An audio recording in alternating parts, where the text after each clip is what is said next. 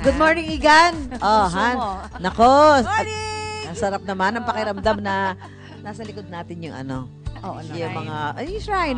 Tuwing magsesemana Santa, marami sa atin ang panandali ang iniiwan ang ating mga pinagkakaabalahan trabaho para makapagnilay at makapagdasal. Yes, isa po ang Padre Pio National Shrine sa Batangas na dinarayo ng mga deboto para na rin syempre magbisita iglesia at mamanata daw sa milagrosong Padre Pio. Oo, kaya love, kamusta ang pagilibot mo riyan? Alam mo, ang lawak ng lugar na yan. Oo nga. Lawak niya. Ang ganda niya. Marami Punta ka na, pupunta Mars. dyan. Yes, talaga been there. Oo. Pindat. Marami pupunta sa kay Padre Pio para Good morning, guys! Good morning sa inyo. At syempre nga, dito nga po, merong nakasulat na pray, hope, and don't worry. Yan po yung mga katagang makikita dito sa National Shrine of Padre Pio dito sa Santo Tomas, Batangas, mga kapuso. At kilala po si Padre Pio bilang isang miracle worker. Totoo po yan. Isa din po siya sa natatanging tao na nagtamo ng stigmata o ang mga sugat ni Kristo. Tuwing ika-23 araw ng kada buwan ang Padre Pio Day. Halos kalahating milyong deboto po ang itinatayang dumarayo rito tuwing Semana Santa. At para po sa karagdagang impormasyon, makakasama po natin ang suking-suki na po natin na wini-welcome tayo. Si Father Jojo Gonda, ang parish priest ng Padre Pio Church. Good morning, Father Jojo. Good morning, Nagkita ma'am. tayo ulit. Okay. Nako, eto na. Sabi mo nga, wala pa mang Semana Santa, talagang bus by bus ang alam ko na napupunta rito. Father, kumusta po yung paghahanda natin? Diretso ang aming paghahanda kasi nga nag-expect kami ng maraming tao. Ngayon pa lang panahon ito ng Quaresma, marami na pumupuntang tao dito.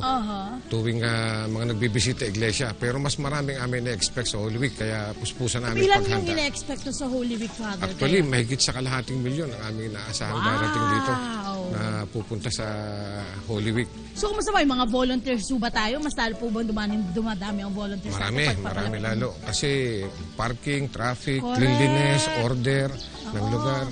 Okay, guys, ako specifically, we want to show you this one. Anong tawag dito ninyo, Father Jojo? Ito yung replica nung nakahigang Padre Pio do San Giovanni Rotondo, Italy. Okay. Na halos kaparos magaling amin naging sculptor, pero pinupuntahan ito ng maraming tao. Dito maraming humahawak, nagdadasal, naguhulog na kanilang mga prayers.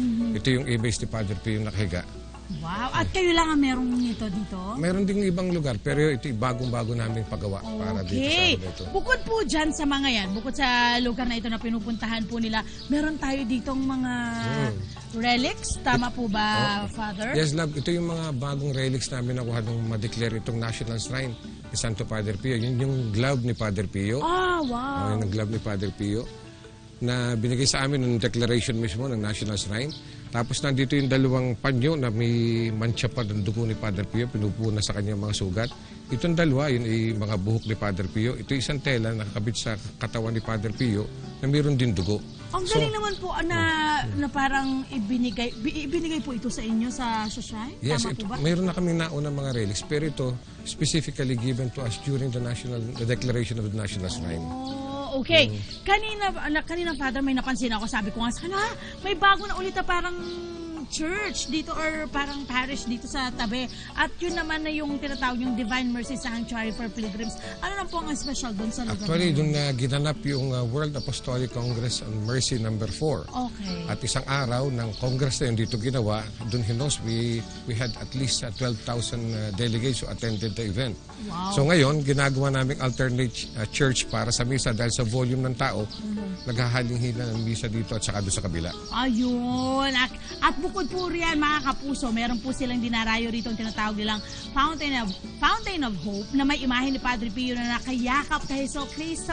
Marami pong deboto ang nag-iiwan ng panyo, rosary at lock sa Fountain of Hope para sa kanilang mga personal intentions. Maaaring po mag-Stations of the Cross, meron na rin pala na nakapalibot po dito sa lugar. At nako mga kapuso, hindi pa po dito natatapos ang ating tour dahil mamaya lilibutin. Ilang hektarya ba ito, Father? 6.2 hectares na. Di ba ganun po kalawak tong lugar na to? At sigurado ako na doon po sa ating mga kapuso na naghahanap ng pwede nilang pagnilayan ngayong Semana Santa, nako pwede na pong ilagay sa listahan itong Padre Pio Parish dito po sa Batangas, mga kapuso. Santo Tomas, Batangas. Yan muna ang update namin. Balik muna tayo sa studio.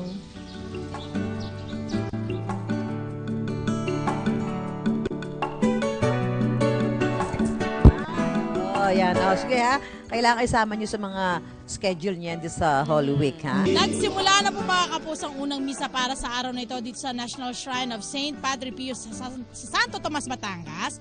At bukod nga po sa Divine Mercy Sanctuary, Fountain of Hope at replika ng labi ni Padre Pio mga kapuso. Isa nga po sa dinarayo rito sa lugar na ito ay ang Blessed Water, ang kanilang holy water. Andito tayo ngayon sa kanilang bagong tayong holy water kung saan mga kapuso, nako, itong maganda ron. Pwede ho kayong kumuha ng tubig. Actually, pwede kayong magdala ng sarili niyong lalagyan. Ayan, pwede niyo pong lalagyan ng tubig yung inyong lalagyan. At, ang ano nga lang po dito mga kapuso, hindi po siya pwedeng inumin. Ano? Hindi po siya pwedeng inumin. Pero mayroong iba pong lugar dito na pwede kayong kumuha ng tubig na pwede naman pong mainom. May rite ho na binabasa o liturgy na ginagamit para i-bless ang tubig na dumadaloy po rito. Sasalubong rin po sa mga pupunta rito ang nakaupong replika ni Saint Padre Pio, mga kapuso.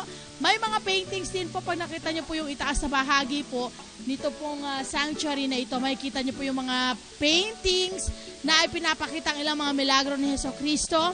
Very blessed po tayo ngayong umaga dahil nga po nandito tayo ngayon sa lugar na ito. Yan muna ang update natin mula po rito sa Santo Tomas, Batangas, mga kapuso. Lagi lang hong tumutok sa unang hirit. Kuha tayo ng tubig.